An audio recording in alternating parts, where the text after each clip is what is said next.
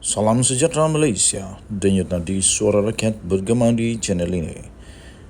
Jangan lupa tekan butang subscribe, like dan share. Malaysia kita punya, cintai Malaysiaku, kita jaga kita.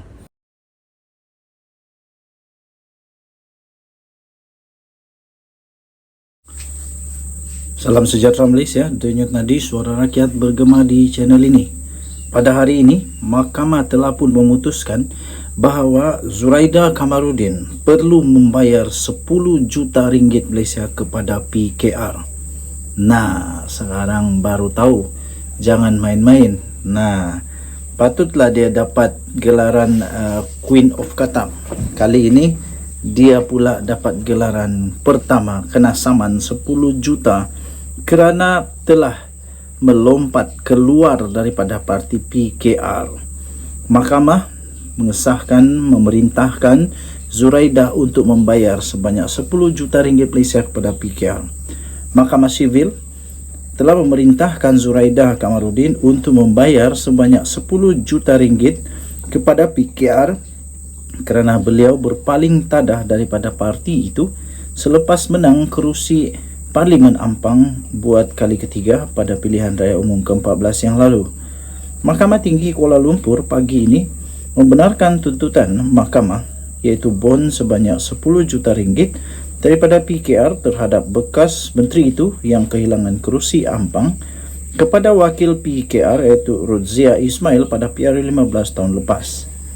Peguam parti itu, Navpreet Singh, mengesahkan keputusan yang telah disampaikan oleh Hakim Mahkamah Sivil iaitu Akhtar Tahir selepas semasa prosiding dalam tarian.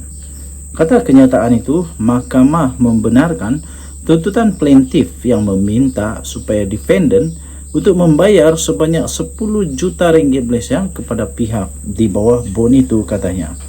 Tambahnya lagi, mahkamah mendapati bon itu adalah kontrak yang sah dan mengikat. Mahkamah berpandangan bahawa 10 juta ringgit Malaysia itu bukan tidak seimbang tetapi jumlah yang munasabah untuk bertindak sebagai sekatan bagi menghalang ahli parti daripada bertindak bertentangan dengan kepentingan parti dan bahawa jumlah yang kurang tidak akan menjadi penghalang, katanya. Kos RM50,000 juga diberikan memihak kepada plaintiff, kata Navpreet kepada media. Semasa perbicaraan penuh tindakan sivil itu pada 29 Mac yang lalu, Setiausaha Agung PKR yang juga sekarang ini adalah Menteri Dalam Negeri, Saifuddin Nasution Ismail, memberi keterangan bahawa Zuraida menang kerusi Ampang kerana beliau bertanding di bawah panji parti dan bukannya di atas kekuatan sendiri. Di mahkamah perbicaraan pada 30 Mac, Zuraida memberi keterangan bahawa dia tidak mengetahui butiran bon sebanyak 10 juta ringgit itu dan mendakwa dia dipaksa menandatanganinya sebelum bertanding di kawasan parlimen itu. Zuraida merupakan bekas naib presiden PKR yang kemudiannya menyertai Bersatu dan selepas itu menyertai Parti Bangsa Malaysia PBM serta kini terlibat dalam pertikaian dengan Presiden PBM iaitu Larry Sang. Denyut nadi suara rakyat bergema di channel ini. Nampaknya bankruptlah poket Zuraida Kamarudin sekarang ini. Itulah selalu orang kata apa, karma is real, dan kadang-kadang karma itu segera, kadang-kadang lambat, dan kadang-kadang juga karma hanya tiba bila nanti kiamat.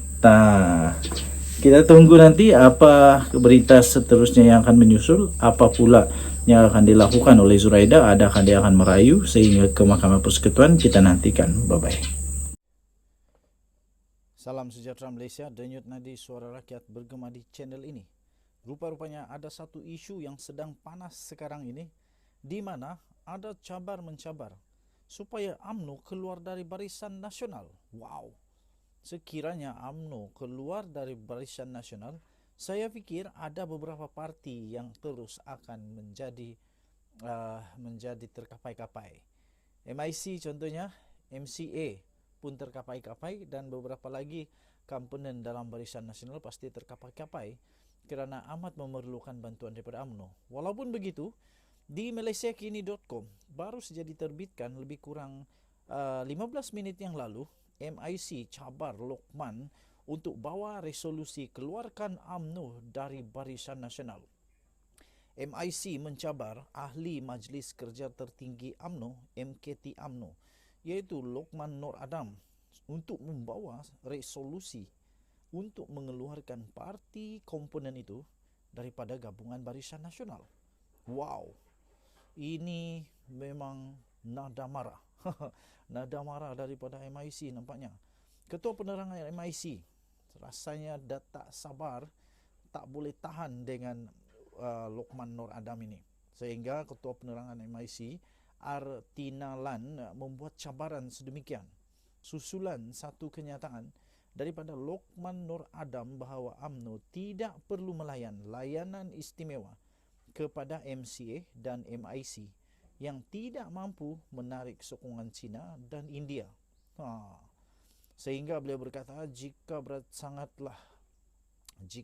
sangatlah beban untuk memikul MIC, berbincanglah dengan Presiden UMNO Ahmad Zahid Hamidi dan bawakan satu resolusi untuk mengeluarkan MIC daripada UMNO.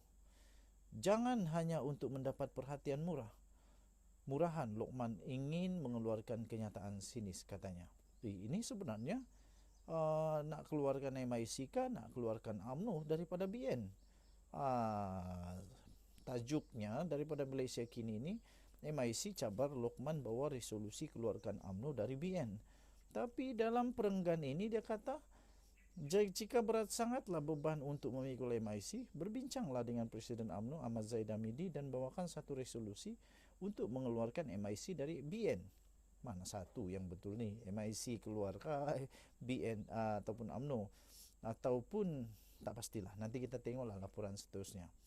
Jangan hanya untuk mendapat perhatian murahan, kata Lokman ingin mengeluarkan kenyataan sinis. Beliau sendiri tidak mampu untuk menang dalam pilihan raya yang ditandinginya. Ingin pula mengata orang lain, katanya.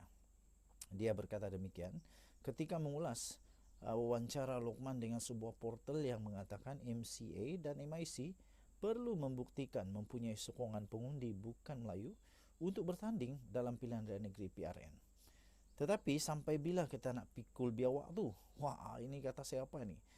Kalau kita ada sahabat yang setia, tak ada masalah. Selama mereka ini kalah 2008 sehingga 2018, mereka tetap menjadi menteri walaupun mereka tak ada kerusi, katanya. Tetapi mereka mengkhianati kita. Kita perlu fikir juga bahawa perlu rakan kongsi yang boleh sama-sama saling menyumbang, katanya. Kata Lokman Nur Adam lagi, takkan kita saja sumbang kepada mereka dan mereka tidak menyumbang, kata Lokman dalam wawancara itu. Bagaimanapun, Tinalan mendakwa UMNO adalah punca sokongan pengundi India dan China merosot kepada BN. Sehinggalah pada tahun 2007, kami telah menyumbang dengan penuh kepada BN sehingga tindakan beberapa pemimpin UMNO yang telah mengguris sentimen masyarakat India, katanya. Tambahnya lagi, MIC dilabelkan sebagai hamba UMNO dan parti itu juga tidak mengambil apa-apa tindakan untuk memperbetulkan keadaan sehingga Najib Razak menjadi Perdana Menteri, katanya. Katanya lagi, MIC tidak terkejut dengan kenyataan Lokman yang didakwa sebagai katak politik.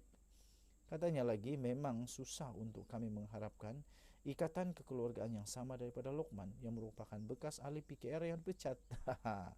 Ia agak kelakar apabila katak politik pula menuding jari kepada orang lain, katanya lagi.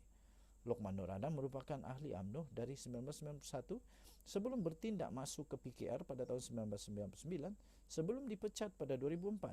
Dia kembali bersama UMNO pada 2006 sehingga 2020 sebelum dilucutkan keahlian pada Februari 2020. Namun, dia kembali menjadi ahli pada 30 September 2021 selepas rayuannya untuk menyertai kembali UMNO diterima oleh parti.